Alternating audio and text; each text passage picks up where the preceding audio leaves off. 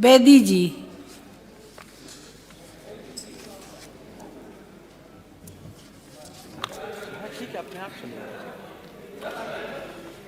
माननीय आना अधिष्ठाता महोदय, उस बार एक बोले थे, आपको आपने बुलवा मुझे दिया था, वो भी पार्टी की 2025-26 के बजट पर बोलने का अवसर दिया। मैं इसके लिए बहुत बहुत धन्यवाद देता हूं। जीरो टॉलरेंस की नीति पर उत्तर प्रदेश की सरकार चल रही है, जिससे अपराध मुक्त प्रदेश, भय मुक्त समाज की स्थापना हुई है। और चाहे शिक्षा का क्षेत्र हो, चाहे आर्थिक क्षेत्र हो, चाहे कृषि का क्षेत्र हो, चाहे महिलाओं का क्षेत्र हो, सभी क्षेत्रों में सर्वांगीण विकास हुआ है। मैं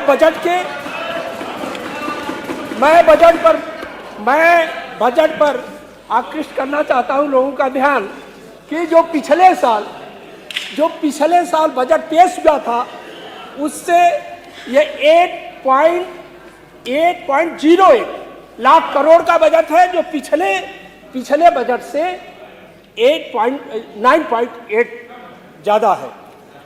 तो ज्यादा है तो स्वाभाविक है ज्यादा विकास होगा। और चाहे वो कृषि की क्षेत्र हो, चाहे कृषि का क्षेत्र हो, चाहे चिकित्सा का क्षेत्र हो, चाहे शिक्षा का क्षेत्र हो, महिलाओं का क्षेत्र हो,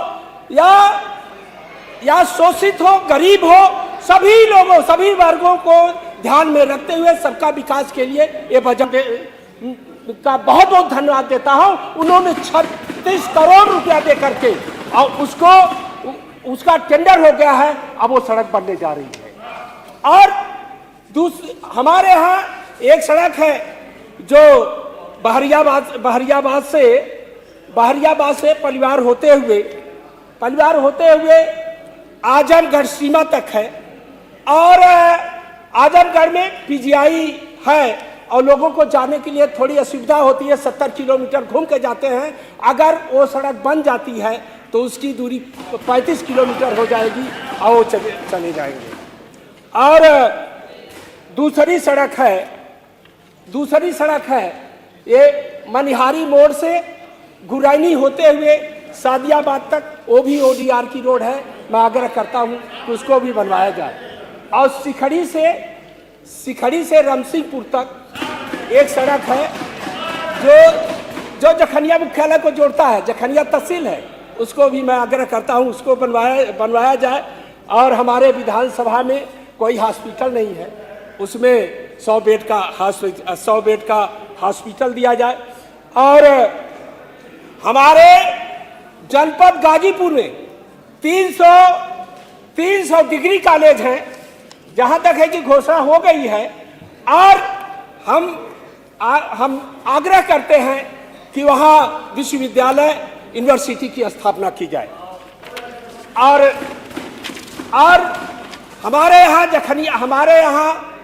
जखनिया रेलवे क्रॉसिंग है और दुर्लभपुर रेलवे क्रॉसिंग है, हमारी गेट रेलवे क्रॉसिंग है। मैं उस पर ओवर ब्रिज की मांग करता हूं।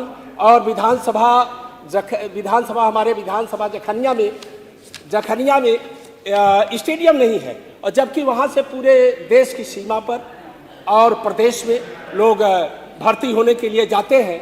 और मैं आग्रह करता हूं कि एक नौइकों के लिए एक स्टेडियम की स्थापना कराई जाए।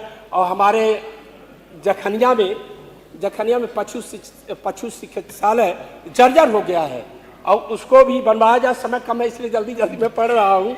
और एक राजकीय कृषि इकाई केंद्र है हंसराजपुर में, वो भवन जर्जर हो गया है, उस छत से पानी टपकता है, उसको मैं आग्रह करता हूँ कि उसको भी बनवाया जाए। और एक मैं बता दूं कि हमारे गाजीपुर जनपद में जिला मुख्यालय के सामने वहाँ बाबा साहब भीमराव अंबेडकर की प्रतिमा का शिलान्यास हुआ था और वहाँ पे फाउंडेशन भी बना हुआ है। लेकिन अभी तक 40 साल पहले हुआ था शिलान्यास, अभी तक मूर्ति वहाँ प्रतिमा उनकी नहीं लगाई गई। यहाँ लोग, मैं आग्रह करता हूँ कि वहाँ उनकी प्रतिमा लगाई जाए। मैं यहाँ लोग बाबा साहब का फोटो ले लेके घूमते हैं और 4 बार सरकार रही और इन्होंने इन्होंने भी मूर्ति लगवाने का काम नहीं किया। और इनके नेता धन्यवाद तो यहाँ जो अम्बेडकर पार्क है उसको गिराने की बात कर रहे थे। समय हो जब गया, मेरी सरकार आ जाएगी उसको गुलजरिया लगा के गिरवा देंगे। और प्रमोशन में आरक्षण, जो आरक्षण का दुहाई देते हैं, मैं आरक्षण का हिमायती हूँ। और इन्होंने प्रमोशन में आरक्षण इन्होंने बंद किया था। और जो महापुरुषों के नाम से जीरो का नाम रखा गया था, उसको इन्होंने खत्म कर दिया था, उसको बदल डाला नाम को। और मैं इसी के साथ, आपने मुझे बोलने के लिए मौका दिया। और एक और कहना चाहूंगा, हमारे बस 1 मिनट, हमारे बस 10 सेकेंड और लेंगे। हमारे नेताजी राजभर समाज को एसटी में शामिल करने के लिए प्रयास कर रहे हैं। मुख्यमंत्री जी आग्रह सुन भी लिए हैं। मैं आग्रह करता हूं कि राजभर समाज को बहुत पिछड़ा हुआ है, उनको एसटी में शामिल न किया जाए, तब तक उनको विशेष पैकेज दिया जाए, जिससे उनका शिक्षा, शैक्षिक